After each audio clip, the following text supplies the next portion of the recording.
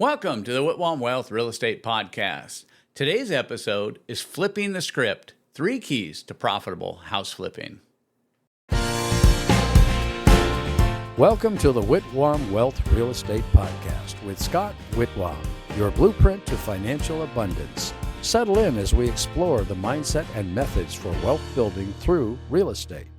Welcome back. I'm Scott Whitwam, and today's podcast is about flipping the script, 3 keys to profitable house flipping.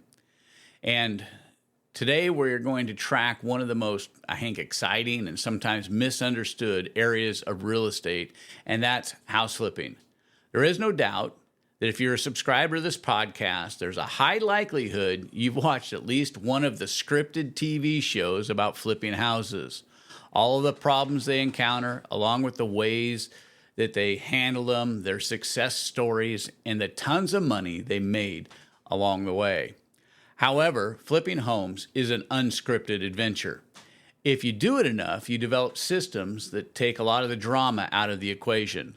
This might not make for a great TV flipping series, but it's how successful flippers turn average deals into profitable ones. On this episode, we'll break the process down into 3 basic steps. Number 1, finding the right property. Number 2, renovating and budgeting wisely. And number 3, selling for maximum profit. So take out your notebook, and by the end of this episode, you'll have a real-world framework for flipping smarter, not harder. All right, step 1, finding the right property. This is the most important part of the whole process. Finding the right property. You can flip any home, but you have to know the numbers to be profitable. If you don't know your numbers, if you don't have the numbers right, there is no way you can become profitable. And, a flip becomes a good or bad deal the moment you purchase it. Let me just start off by telling a story of a client I had about 10 years ago. And we had bought several homes that he was renovating and flipping. He was making money on them. He was doing good. He was actually a very experienced. Before I actually met him, he was actually already experienced in flipping, buying, renovating, and selling homes. But he wanted to get more aggressive. He wanted to do more deals. And so I was helping him locate properties, helping to evaluate properties with him. So he'd bring me the deals. I would help him evaluate them, make sure that they were good, could help him with construction budgets, those kind of things. Well, one day I get a phone call from him. And he says, "Hey, Scott, I got this great deal at the foreclosure auction." And then he starts to describe it to me. And so I asked for the address. I asked the number one thing I need to know. Where is the property? What's the address of this property so that I can look up and check out whether it's a good deal or not? Well, in the excitement of the auction, what he thought was a good deal was not a good deal at all. In fact, we barely got him out of there with a break even after he invested about $30,000 to get the home even ready to sell. And so this is 10 years ago when $30,000 went a lot further than it does today to get the house to sell and barely get him out with a break even on that deal. This is how, flipping homes can get really dangerous if you don't know your numbers. Because a flip can become, from a good deal to a bad deal the moment that you purchase it. That's what's going to make the difference. The old adage that profits are made when you buy and collected when you sell is true with home flipping as well. You have to buy the home right or there will be no profit on the end. So what makes a good flip? The numbers. You have to know your numbers. You have to know the acquisition numbers. You have to know the construction numbers. You have to know the carrying costs. And I will tell you, for people who are doing their first one, the real danger is they forget things like carrying costs. If you're using hard money, you forget about the cost of the interest that you're paying every month. You forget that you have utilities on the properties. So you've got water, sewer, trash, power, all of those kind of things, security monitoring, all of that kind of stuff. And then, you forget about things like insurance and taxes. So you have to pay the insurance bill. You got the tax bill is numbered. You've got to know the numbers. And I know you thought that I was going to say the number one thing was location, location, location, because that's what everybody says with real estate. The number one thing is location, location, location. But flipping's not about acquiring the street of dreams. It's about being profitable. So though location can be important, it is not the most important when it comes to home flipping. If you were going in to be a real estate agent and trying to take listings, then location matters. It becomes about everything for profitability. Generally, there will be a location factor to consider in order to market a property to the largest audience. But the reality is that people buy homes anywhere other people live. They buy them in small communities, they buy them in large communities, they buy them in rural areas, they buy them in dense urban areas, they buy them in all these different areas. When I look for flips, and I'm not talking about buy and hold now, I'm talking about just flipping, I try to avoid some areas. I try to avoid major roadways. I try to avoid properties that are backed up to freeways. I try to avoid properties that are abutting commercial developments. That's me. I bought all of those properties in the past, and I've learned the lessons from buying those properties. What seems like a good deal is a good deal because nobody else wants it. So you're buying a property that sits right on the back of a major freeway, and whoever's going to live in that house is going to hear freeway noise. And for renting that may not be an issue. It may be easier to rent that property than it is to sell it to somebody who's looking for their dream home, and they don't want to hear the freeway all the time. They don't want the additional crime that comes with commercial neighborhoods, industrial parks, those type of things, being in very dense apartment complexes. So they don't want their property right up next to that where it's easy for people to hop the fence. So there's these things you need to think about when you're buying regarding locations. So that's my tolerance. I may consider all those locations, though, for rentals, but not for my flips. And the other thing is when you get ready to sell it, you're going to find a lot less demand, and demand drives profitability when we're getting ready to sell the house. So I look for stable and rising property value areas, good schools, and nearby amenities if I'm buying inside of an urban or a city area, some dense area, because people, that's the reason they're moving to the city, is they want to have access to schools, hospitals, banks, malls, those type of things. Once you do a few flips in certain areas of town, you'll develop a feel for the good and the bad communities to purchase in. Some communities are better than others. I have purchased in some communities, just a mile away from where I did really well, and found out that really people didn't want to be there for a myriad of reasons. You don't need the finest area in town. There's some basic rules that we follow. Again, we're not trying to buy the highest end. We're trying to buy the best value. So there's some rules that we follow when we do this. Others teach what they call the 70% rule, but it doesn't work in all markets.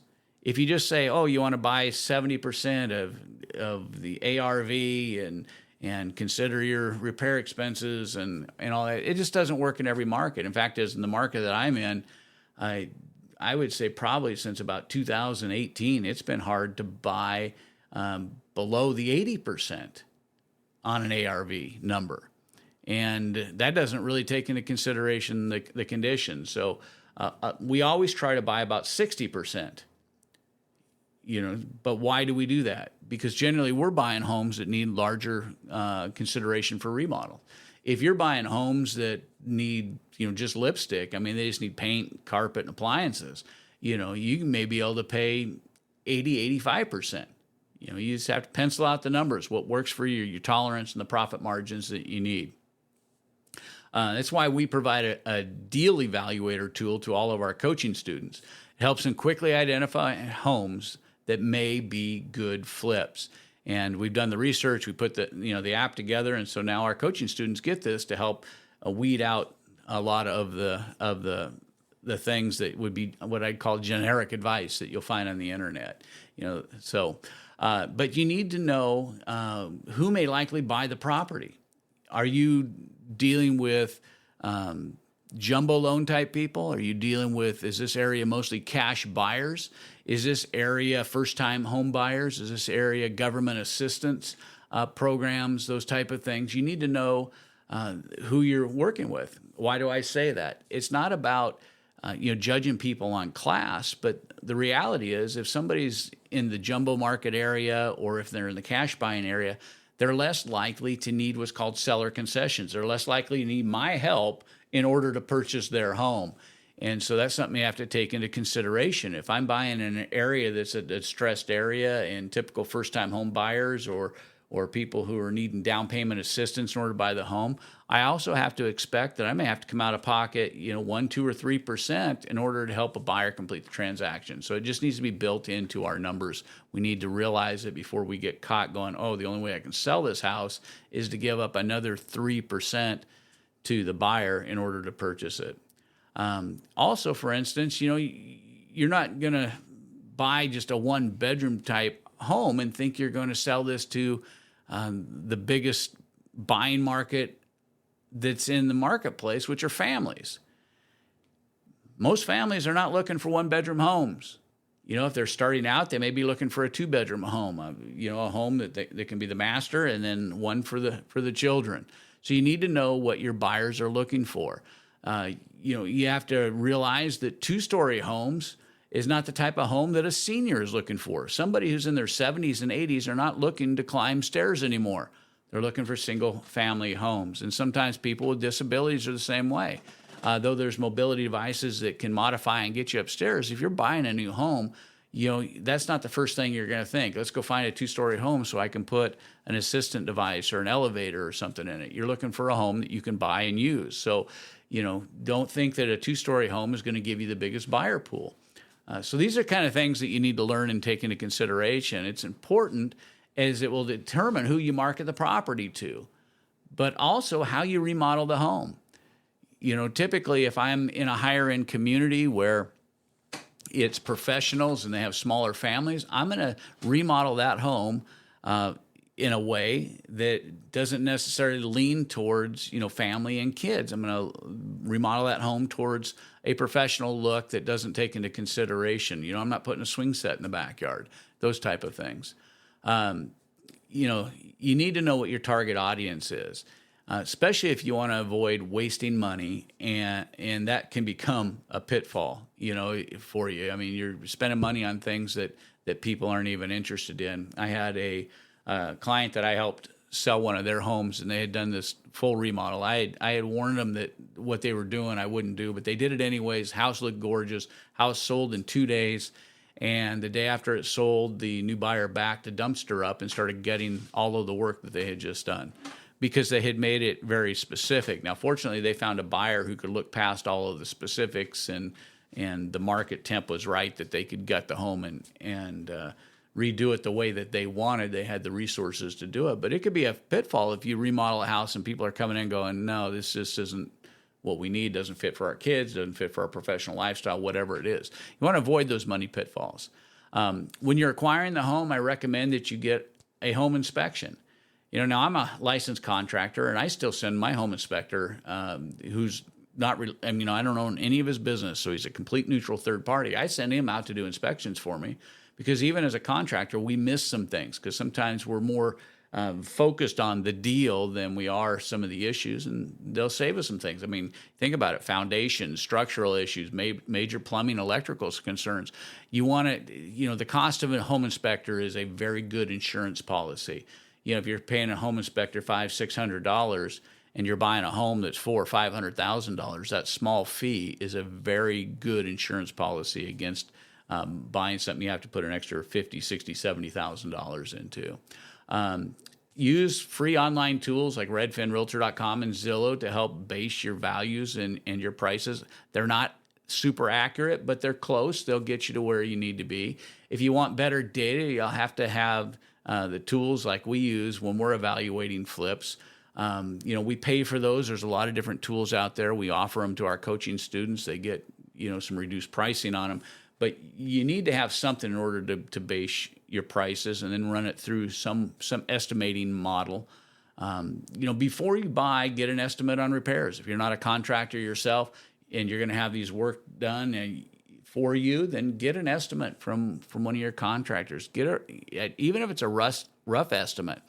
If you're not using a contractor, you have to put a rough estimate together. You need to know approximately what this is going to cost you. Otherwise, you're not going to really know your numbers. All right, step 2, renovating and budgeting. So you've purchased the home.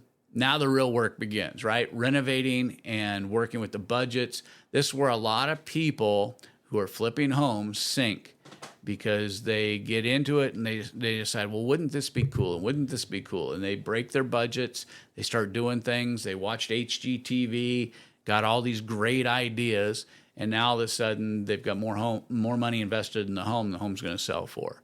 But here's some things to focus on. Start with a predefined scope of work and be willing to stick to it.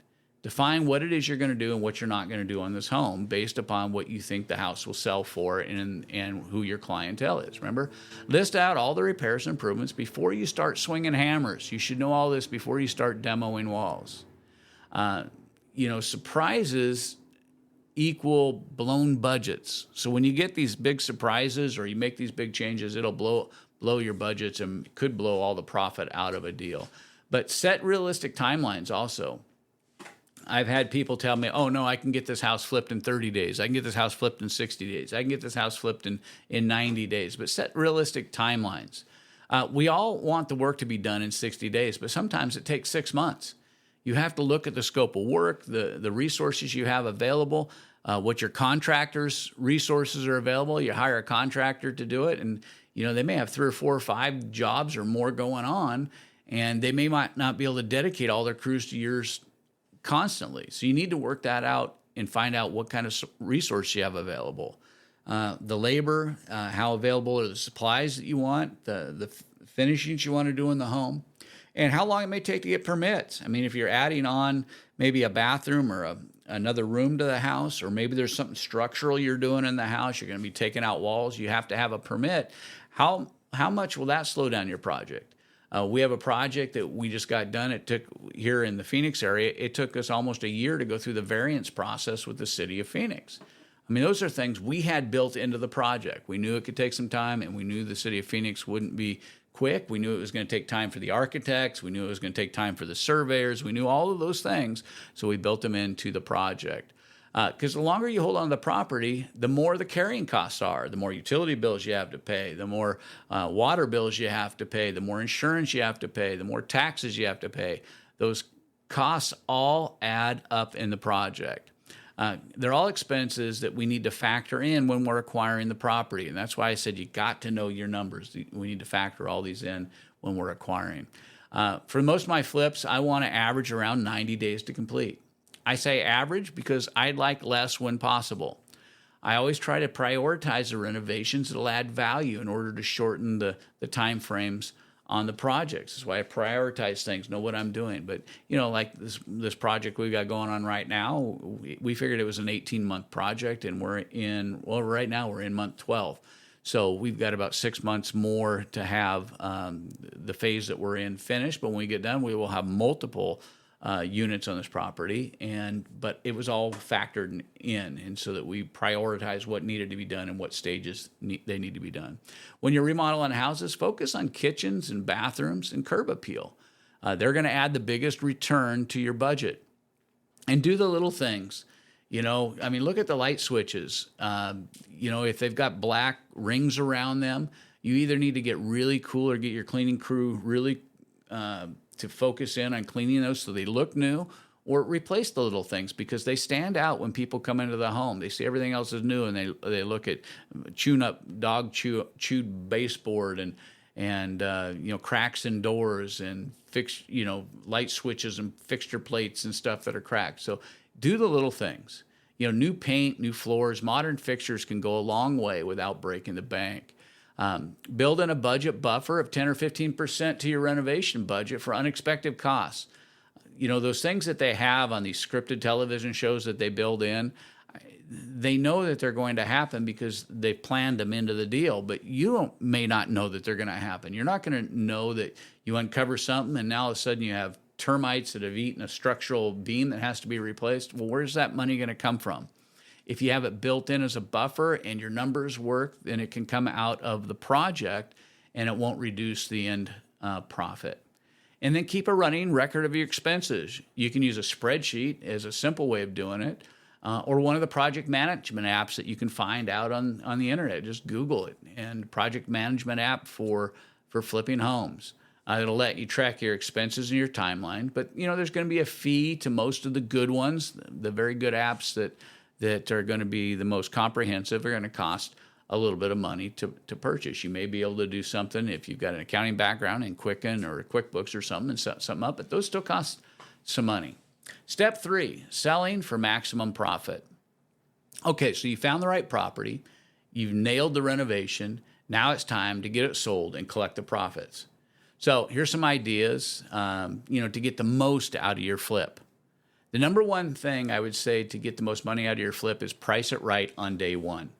One of the biggest drawbacks for flippers is they always want to try to maximize the profit. So if a house down the road sold for $475,000, they want to price theirs at $500,000 because they want to get the most that may be in the market for it.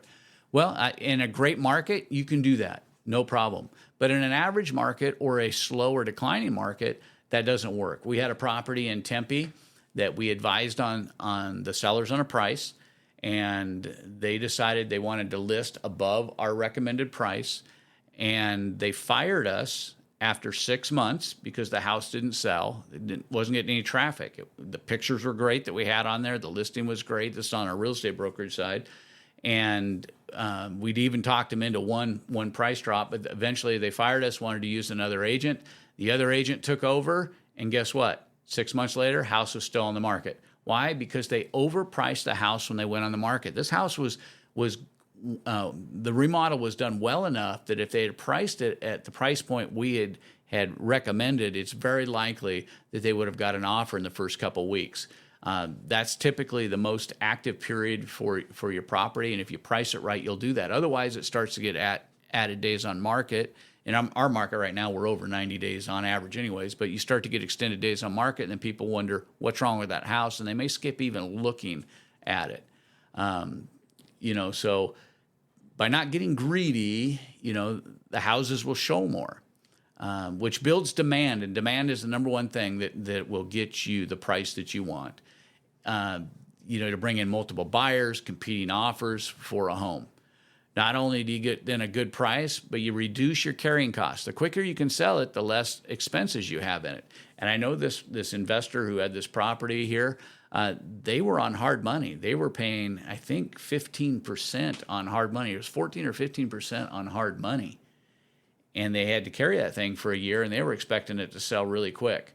And so you need to really see how your numbers work if something like that happens.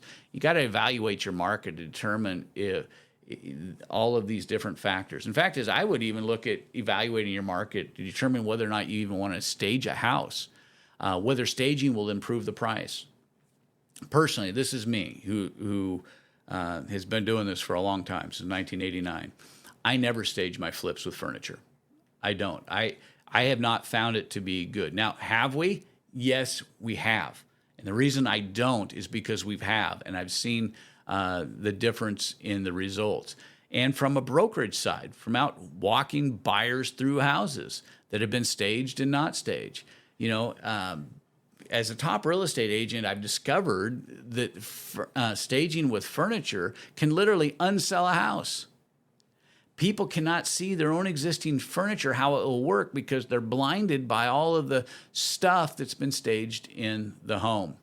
And many times people, they'll feel the home is too small because of all the stuff that's in the house. So I don't stage houses with couches and tables anymore. I'll lightly stage homes. We'll do vases sometimes, some greenery, just to enhance and add to the color, bring some comfort and softness into the house, but we don't fully stage houses anymore. Some people do, and they swear that it's a good process. But you know what? I generally save thousands of dollars in staging fees by not staging my homes. But again, it's something that you'll have to decide in your market what you're competing against and whether or not it makes sense. I just know that if you overstage a house, it completely makes it uncomfortable for the buyers that are trying to look at it. The other thing is good photos. They're an absolute must. And I recommend that you use a professional. Now, don't just take your cell phone out of your pocket, snap some photos, and go home and editor and try to clean them up a little bit, or Photoshop and take out, the dog that ran across the image or whatever. Hire a professional. because your pictures need to be bright, and they need to light up the space, and they need to take up the space and make it look big, make it look inviting. A professional photographer can do that. Some simple picture tips would be close all the toilet lids before you take a picture. I know it's silly, but it really makes a difference in the photo. When the toilet lids are up, the house looks unfinished. Same thing with appliance doors. Shut the dishwasher. Make sure that the oven doors are shut. Make sure all the cabinet doors are shut. And then remove all of the clutter. Get all of the clutter off the countertops. If people have set, grocery bags down or something, you have to get those out of the photo before you take the photos. You want the house to be inviting and to look its absolute best. And then next, you need to market your property. I know all of the TV shows, they always have 40 or 50 people coming through when they throw an open house sign out in the front yard. But again, I have closed over 500 transactions personally, myself. I've never had an open house like that. That does not happen in reality. Unless you want to spend thousands of dollars advertising that people have a chance to be on a real estate TV show, and then screen all the people coming through to be your people that are coming through to look at your house and present it in that manner. What I recommend you do is that you hire a great real estate agent. You say, well, that's going to cost money. You have to build it into your budget before you make your offer on your house. But here's why. If you don't just go hire a real estate agent. Don't go hire a beginning agent. Don't go hire an agent that doesn't have experience with investment properties. Go hire a great real estate agent. Have them get the house on the MLS. Great agents are going to get the house on all of the top websites in your market to market the home with you. And then you can add it to all the free sites like Facebook. And you can put the transformational story. Here's how it looked like when I bought it. Here's what the contractors did. Here's how it looks today. Come buy this house. You'll love it because it's well done. And then lastly, I just want to throw this in. It's what I call the escape clause. None of us like it, but if markets cool off, or if markets go way down, you're having trouble selling a home, have a backup strategy for putting a renter into the home for a short term until the market changes. This flexibility approach has saved me thousands and thousands of dollars over the years when we hit tough markets. If market changed in the middle of a remodel or something, we were able to rescue the plan, get our money back, and by just putting a tenant in it. And for the most of us who are living in the U.S., we have been in a harsh or tight market since mid-2022. So I would always have a backup plan ready if, for some reason, your first plan of selling the home quick doesn't happen. So let's recap. Step 1, buy smart, know your numbers, and know your neighborhoods. Step 2, renovate with a plan and protect your budget. Step 3, have an exit strategy and maximize your profit. Flipping houses may not be as easy as they show on the TV shows, but with the right strategy, it can be incredibly rewarding. That's all for this episode. I want to thank you for joining me on this episode of the Whitwam Wealth Real Estate Podcast. Be sure to check out our previous episodes related to real estate investing topics, and I invite you to subscribe today and be part of our growing community. You can always find the Whitwam Wealth Real Estate Podcast on Apple Podcasts, Spotify, iHeart Podcast, YouTube, or wherever you enjoy listening to your podcasts. This is Scott Whitwam. Be sure to join me on the next episode of the Whitwam Wealth Real Estate Podcast, where we're wealth building through real estate.